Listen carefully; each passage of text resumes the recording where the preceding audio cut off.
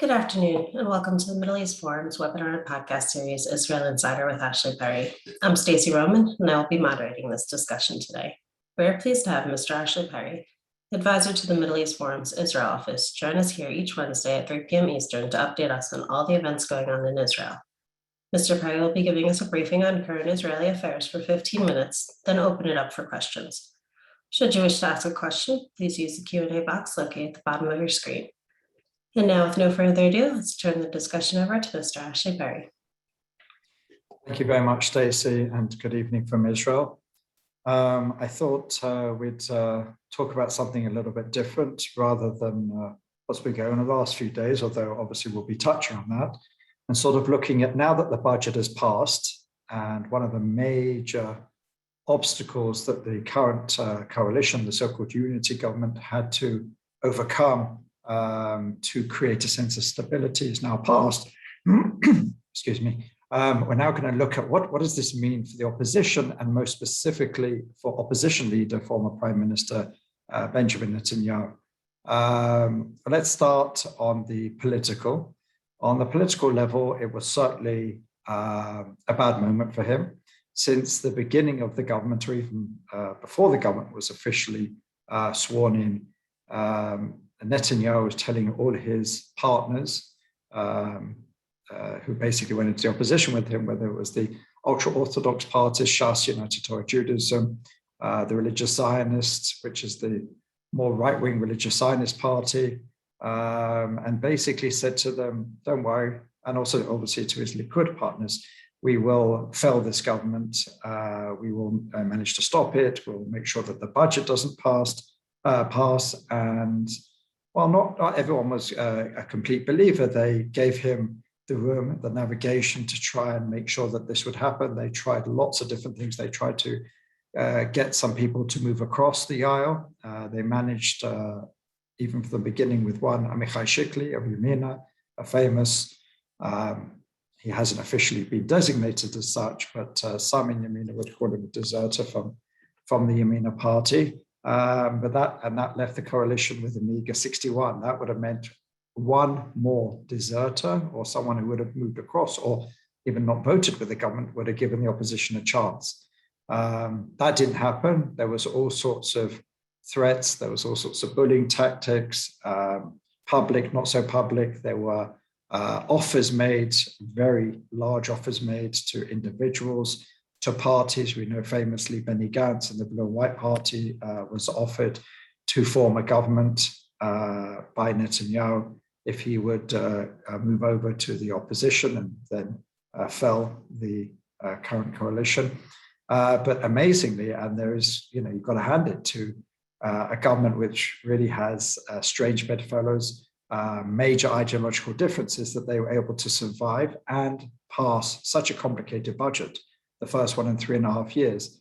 The moment the budget passed, or even the day before, or during the vote, when some of Netanyahu's partners started to understand this budget is passing, and regardless of any tricks or efforts, this government is going to vote for the budget. And while there was one very small out of 780 votes, there was one small setback that was quickly rectified. And basically the budget passed, a 2-year budget passed. And that was a major blow for Netanyahu because he really did try and convince, and with a certain level of success, his natural partners that this government has no longevity. It's going to rip itself apart. There will be so many ideological contradictions that there's no way this mishmash of parties can stay together. Well, that was proven wrong. And what we've seen since the budget is the start of some comments, especially from his most natural allies, the ultra-Orthodox, or let's say maybe not natural, but long-standing allies, the ultra-Orthodox parties, which are stuck with Netanyahu through thick and thin. They know the deal they get with him, which is better than they'll get with anyone else. And you've heard Moshe Gafni, who's a rather outspoken leader of the Ashkenazi ultra-Orthodox party, United Torah Judaism, and he said that, yes, we have gone with Netanyahu in the past, but he's not the Messiah. And, he's not an Admor, he's not a Rebbe, he's not our leader. And if something else comes along, we're happy to look at it. These were quite, the sort of words we wouldn't expect to hear.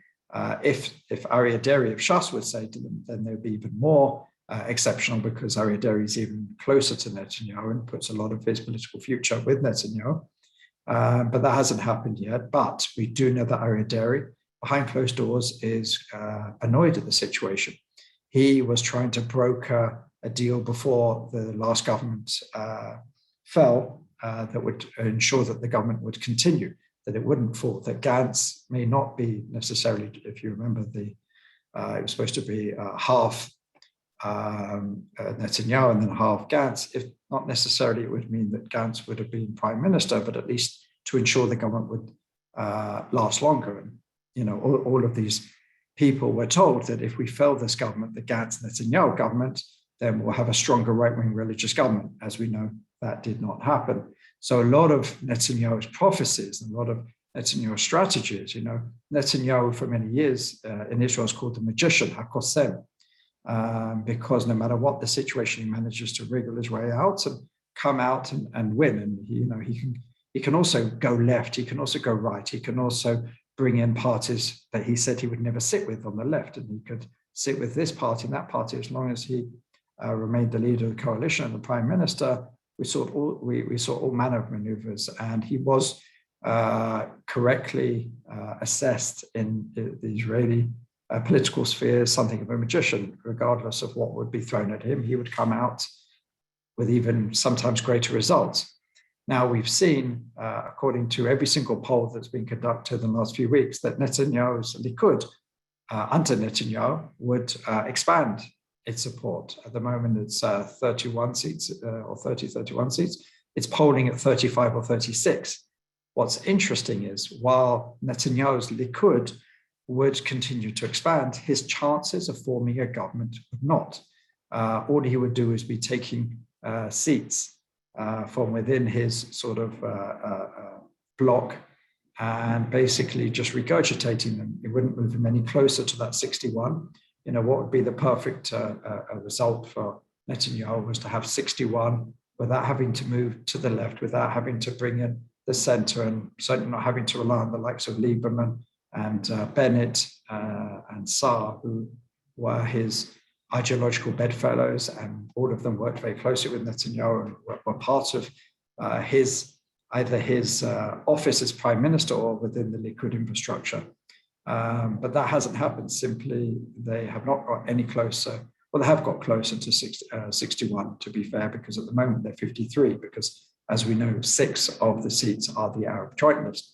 So they are holding 58, 59, which would mean that we wouldn't be able to, neither side would really be able to form a government without the Arab joint list. So Netanyahu's political future at the moment is still shrouded with this doubt, the fact that he can cobble together a coalition. What has been shown is whenever they've said, well, what about if Yuli Edelstein or Nir Barkat was leading the Likud? Well, what would happen in that scenario is that the Likud would decrease to the mid to low 20s. That's quite a big decrease. But what would that mean? That would mean that some of the other parties, whether it's Gideon Saar's Tikva Chadasha, New Hope, or Naftali Bennett's Yamina, or even Avigdor Lieberman's Yisrael Beitenu, would feel more comfortable in joining a coalition, and they would be able to be a right-wing religious coalition. So there's a lot of people who are basically saying that Netanyahu will continue to be powerful, continue to be strong, continue to be popular, but he can simply not make a coalition. And as long as he leads the Likud will be in the opposition, and it could be that this coalition will last for a long time. As we know, now the budget is off the table for at least 2 years. The only real way of toppling this government is a no confidence vote. And for no confidence vote, you have to bring 61 votes. That means you have to bring a party from across the aisle. Now, there's always the question of why would that leave the joint list? The joint list at the moment is not necessarily going to vote for a no confidence. It'd be part of this 61. So that means you have to bring another 8. And as we've said before, the only possible party there that we could see moving across is blue and white, is Gantz is blue and white. And that seems more remote than ever because of Gantz's insistence of raising the so-called submarine affair, which has been described as one of the greatest problematic deals for submarines. There was the whole deal with the German war submarines, and a lot of people around Netanyahu, not himself, but very close advisors, his lawyer, have been implicated and indicted on corruption surrounding the purchase of these military submarines. So Gantz doesn't seem exactly moving across to Netanyahu at this point. The other things that will certainly affect Netanyahu is what could happen. Could the coalition vote for a law that could ensure that Netanyahu will not be able to be prime minister or put together a government, or even be seen as the prime ministerial candidate in a no confidence motion? Well, at the moment, there's 2 laws, not necessarily massively going to affect it. Well, one is, one isn't. Both being pushed at this point by Gideon Saar, the justice minister. The first one is to make sure that there is a maximum term limit on a prime minister of 8 years or 2 terms. The interesting thing about that is it would only be moving forward. So anyone who became prime minister, their clock starts only from the first moment they become prime minister. So Netanyahu's 13 years plus the time he served in the 90s wouldn't count for anything. He could start from 0. So that doesn't really affect him. The other law that's being talked about is one that would ensure that no person under indictment, a serious indictment, I should say, criminal indictment, can serve as prime minister, can put together a coalition, etc., etc. Obviously, that would be very problematic for Netanyahu because we know he's under indictment in 3 separate criminal cases. But at the moment, we don't see a majority for that. It's something that the first one I should say that Naftali Bennett has given a green light for. The second one, we already know that Ayelet Shaked is a great opponent of it, and we've already heard at least one other Yamina person say that they won't vote for it. Interestingly, in the last couple of days, we had Michal Biton, who is a member of Benny Gantz's party, who in the past did support such a law, who's now come out and said that he cannot support it. So you already have 3 members of the coalition who have said that they will not support it, and there's probably going to be more. So there was a discussion on various laws that are going to be brought up. The first one that we talked about, Gideon Saar's 8-year term limit, was discussed. According to sources from within the meeting, the second law was not brought up. It was not discussed at all. It does seem like it's going to be a very difficult one to pass. So it does seem like on that, at this point in time, Netanyahu seems to be safe from any legislative way of keeping him out from the immediate political future. The other level, obviously, is the legal level. But what I should say at this point, even though there's 3 cases, they are moving. The first one, which is case 4000, is moving extremely slowly.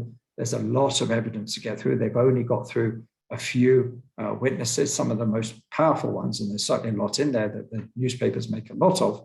But this is going to go on for years. And even then, there can be appeals from either side, and it can go up and move up. And this is going to go on for years. So that also won't really have an effect on Netanyahu's immediate political future.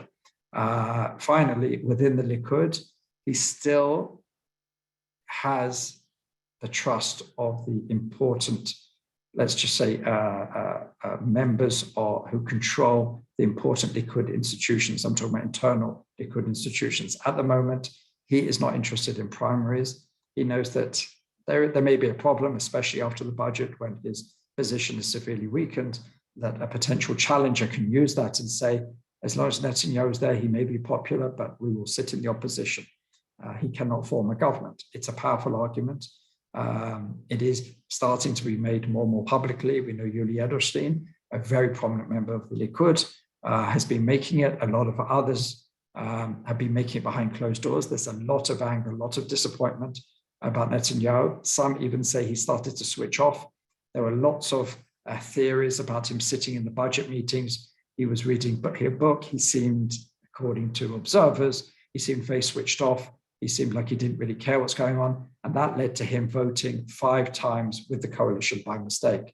So there's a lot of conjecture about that. Is he starting to switch off himself? Is he starting to understand that he's vulnerable, that he maybe has to step aside? I don't see it at this point. But I think as the weeks and months move on and the coalition, it will have its problems, it will have its issues. We saw today the coalition was defeated on 2 votes, partly because the opposition will not allow its members to do what's called a kizuz, which is when a member of Knesset is either ill or maybe grieving a close family member or is abroad on a state visit. Usually a member of the opposition will remove themselves to make sure that there's no unfair advantage. Well, the opposition has not agreed to do that, not for bereavement, not for illness, and not for visits abroad.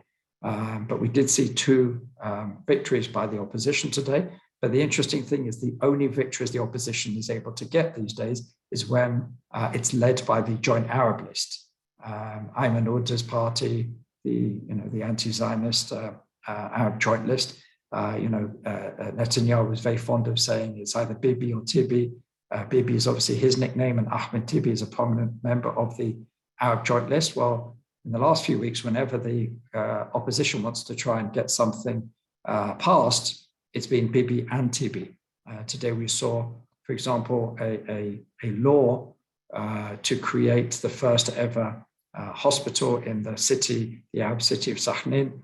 And what they're trying to do, this is the only tactic that's successful, and again, it's more of an embarrassment than anything else, is to try and shame members of Ram, the Islamist party, into voting against the coalition and in favor of the opposition on issues which are important to the Arab public.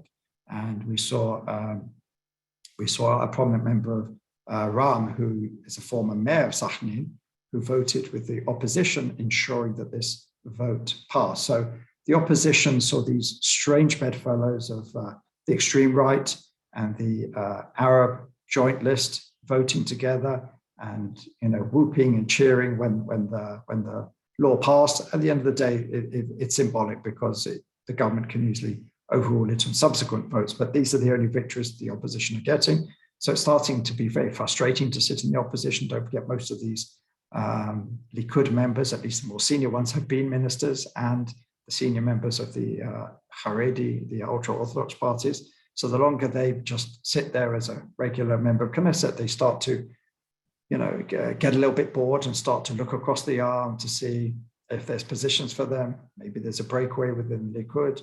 Maybe the Arab parties have been knocking at the door for quite a while. Maybe they see their future betraying Netanyahu and moving across the aisle. So the future is certainly not rosy for Netanyahu. He's not about to fall tomorrow. He's not quitting tomorrow. But certainly his image as a magician, as someone who knows how to get out of every situation successfully, has certainly been dented in the political echelons. His popularity hasn't necessarily gone down at the moment, but where it matters amongst his peers, he's certainly losing a certain amount of support and this awareness that maybe he isn't the future leader of the right-wing religious bloc. And with that, I'm happy to answer any questions on this or any other issues. All right, thank you so much. So the first question we have in is from an anonymous attendee.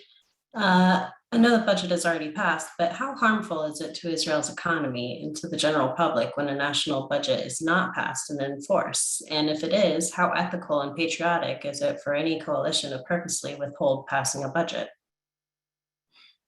Well, simply, if a budget doesn't pass by a certain date, that government falls immediately. That moment, they start 90 days into election. So it's very damaging. And the fact that Israel hasn't had a budget for 3.5 years, not to say it hasn't had any budget and hasn't been able to distribute any funds, but it's been working on a budget that was created 3.5 years ago.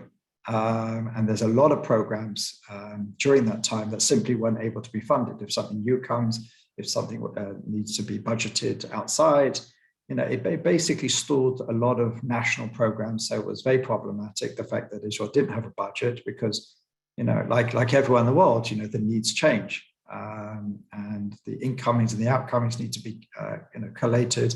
figured out where it's going to go in the future. So it was very damaging for Israel that Israel didn't have a budget for 3.5 years. Now it has, at least for the next 2 years. So that, as I said, is a major obstacle because if the budget doesn't pass by a certain date, simply the government falls. Thank you. And from Jeffrey Schaff, given the current delay in the Senate approval of the Iron Dome missile bill, has there been any discussion in Israel of building its own Iron Dome missiles and thus being less dependent on the US politically? Well, there's a belief that it will pass through. It's a delay. It's largely procedural. They tried to get it through expedited, and all you needed was one senator, I believe it was Rand Paul, who wouldn't allow it to be expedited because he wanted to take the funds from the funds that were being used in Afghanistan and move them across. And he's someone who's generally against sort of foreign funding. So it's not necessarily an anti-Israel position. There's widespread belief that the funding will go through. But as far as making its own missiles, I'm not sure that the Israel defense industry has the capability or the finances to replace what they get from America. And I think that there are even agreements in place. Israel doesn't receive aid anymore, it just receives military assistance, and the majority of it has to be spent back in the US. So this creates jobs, it helps the American economy. So I can't imagine that that's going to happen at any point soon. In the past, and I've spoken to a few people about it, whenever Israel has thought about trying to build some of its own defense infrastructure because of an over-reliance, some would argue, on America and other hardware, there's certainly been pushback from the United States. So I'm not sure it's a fight that they want to bring up at this point. Understood. Thank you. We have two similar questions in. One is from Stephen Orlow asking, what are the chances of Netanyahu being replaced as Likud leader, for example, by Yudi Edelstein?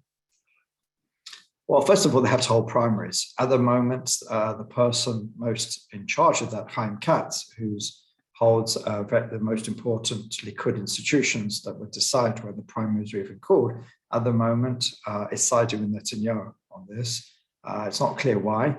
He's not Netanyahu confident. And in fact, he was even close to Gideon Saar in the past and people like that. But I think whether that position will remain for a long time will be seen how much pressure some of the other figures will present to him. The most important thing to remember is that when primaries are called, a lot of people said that they will come forward. And you have Barkat, and you have Katz, and you have Regev, and you have Edelstein. And whereas if there was only one opposition candidate to Netanyahu, perhaps all the other ones would be able to rally behind. But there's a lot of egos there. There's a lot of people who believe that they could be the next Likud leader. And it's going to be much easier for Netanyahu to defeat them if they're divided.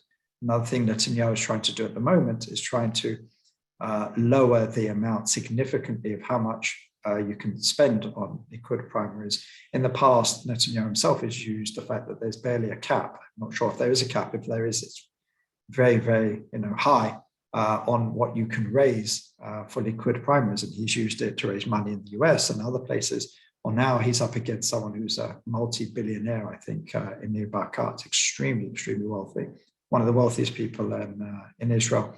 And so now they're trying to cap the funding that you can receive,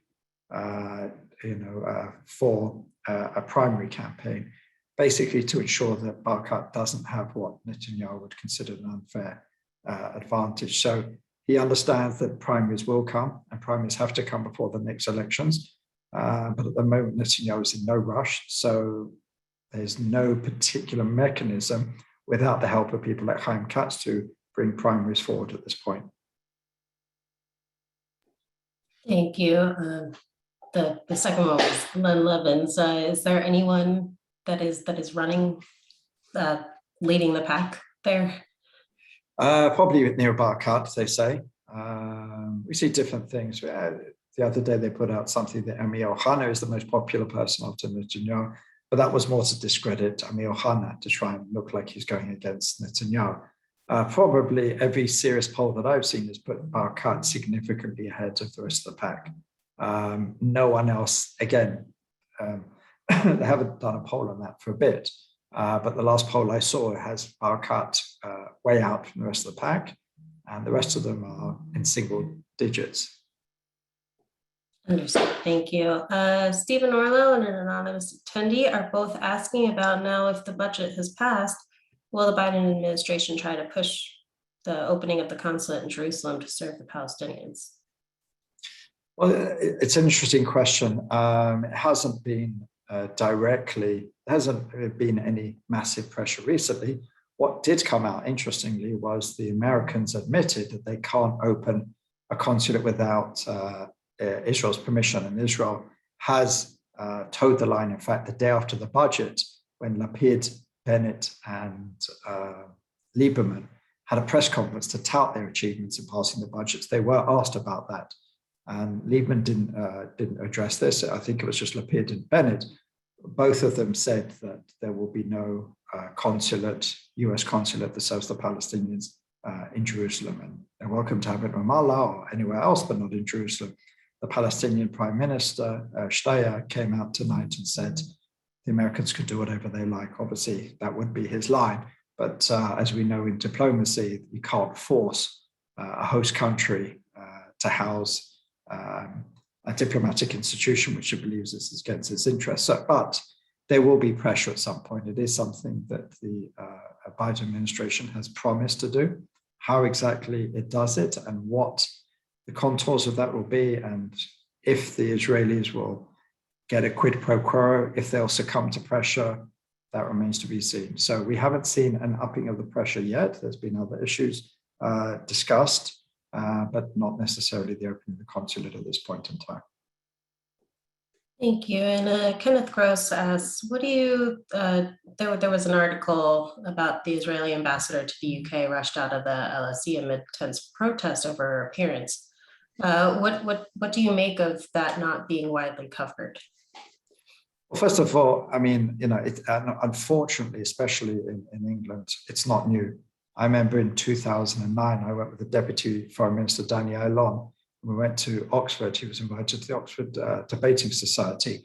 And as one pro-Palestinian, or probably more likely anti-Israel student, was thrown out for making comments, he shouted at the Deputy Foreign Minister, "Itbah al-Yahud," which is Arabic for slaughter the Jews. It's a phrase that goes back many, many years. And the interesting thing about that, and I always use this as an example, is I actually gave evidence I filed a complaint to the local police, and they then went to an Arabic expert or an Arab historian or something like that and asked if this is considered an incitement. I mean, you can't really imagine anything more, inciting than slaughter the Jews, and it's the Jews, not Israel.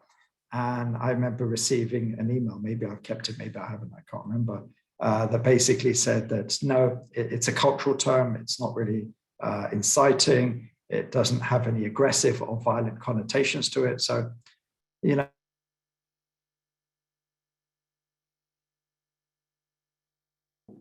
people who either are Israeli or Zionist. I heard from someone the other day who works for an organization, a Jewish organization, who basically was told not to release the details of her event until half an hour before because of security.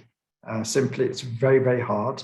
And that's what they're trying to do. They're trying to make the campuses, and it's not just in England, it's elsewhere in Europe and it's in the US. We saw in Canada, I think it was Natan Sharansky, they smashed windows when he went to speak in, I think it was somewhere in Toronto. Just because he's Israeli, just because he's a Zionist, they try to create a fear factor to make sure that Israelis or Zionists, and even sometimes just Jews, are not allowed to appear in the public space because they're afraid that the truth will come out, that their diatribes, their propaganda, the anti-Israel crowd, the BDS crowd, are afraid of open debate. They're afraid of the facts coming out. They're afraid of someone coming to say, actually, the truth is like this. So what they want to do is they want to frighten them. But according to the ambassador, she spoke on the news tonight. She wasn't afraid. She didn't feel threatened. She obviously, it wasn't the most pleasant thing in the world, but she said she was welcomed warmly inside the university. She managed to speak. She said everything she wanted to say, and it was only outside where they tried to attack her. She was rushed away by her security detail in England. Interestingly, the only foreign ambassador that gets local British security is the Israeli ambassador, for obvious reasons. So it is something that we're familiar with in England, but it's not just England. It's pretty much everywhere around the world. Unfortunately, it doesn't make as much news as it should, simply because there is this idea that it's freedom of speech, freedom of, they're allowed to do what they want, even though it's clearly there were threatening gestures towards her. So I don't know exactly why some publications chose to report on it and others didn't. Have to ask them. But unfortunately, I would love to say it was a new occurrence and a unique occurrence, unprecedented, but clearly it's not. Well, thank you so much for that. Unfortunately, we've come to the close of our webinar and podcast. Ashley, thank you again for taking time to update us this week. For our viewers and listeners, please join us Friday at 1 p.m. Eastern for a webinar with Tammy Rosman Benjamin on academic boycotters of Israel. Bring their biases to the classroom. Thank you all for joining, and I hope you have a great day.